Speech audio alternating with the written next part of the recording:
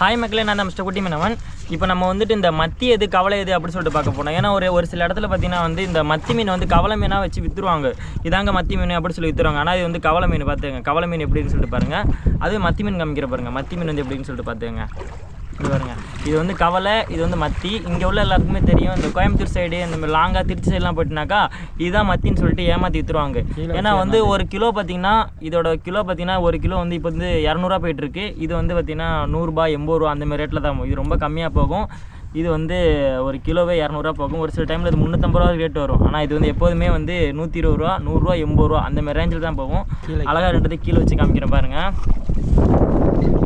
இப்போ வைக்கிறது தான் இதுதான் வந்து கவலை. எப்படி இருக்குன்னு சொல்லிட்டு பாருங்கள். கவலை மீன், இது வந்து கவலை மீன், இது வந்து கவலை, இது வந்து மத்தி.